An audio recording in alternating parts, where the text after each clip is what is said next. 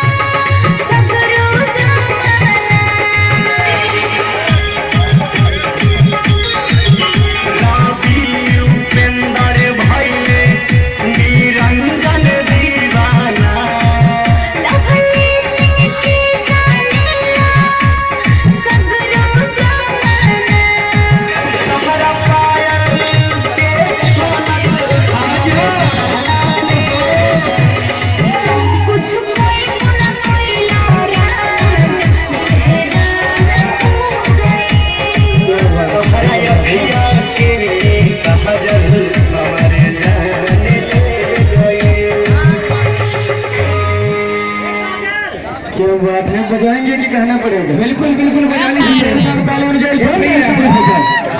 क्या बात है, ये होना चाहिए। बिल्कुल। कितना पैसा लगा हुआ है ड्रेस में?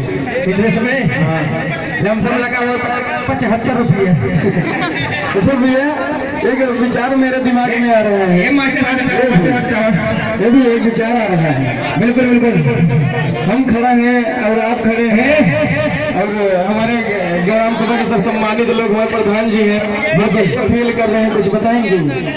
बता दीजिए, मन कैसे महसूस हो रहा है आपको? मतलब शर्मा जाते हैं माँ जाती है मतलब मैडम हो जाता है। मैडम की क्या बात है। ये भी मनोज भैया इसी ड्रेस में हमारे जो एल्बम आयल रहे आपको मालूम है हाँ कि टंगरी के ऊपर घंघरी पहिर के देखे लो सब काया गोड़ के है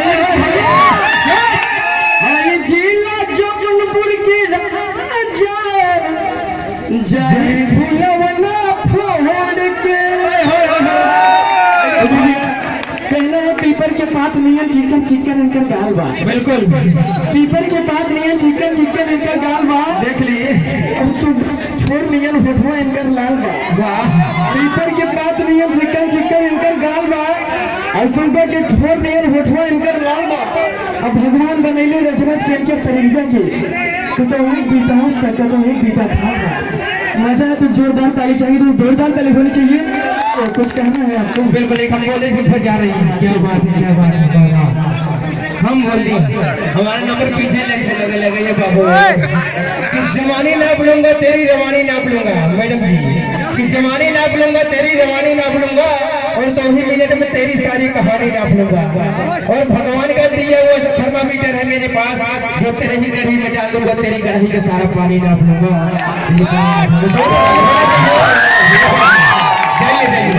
मैडम जाइए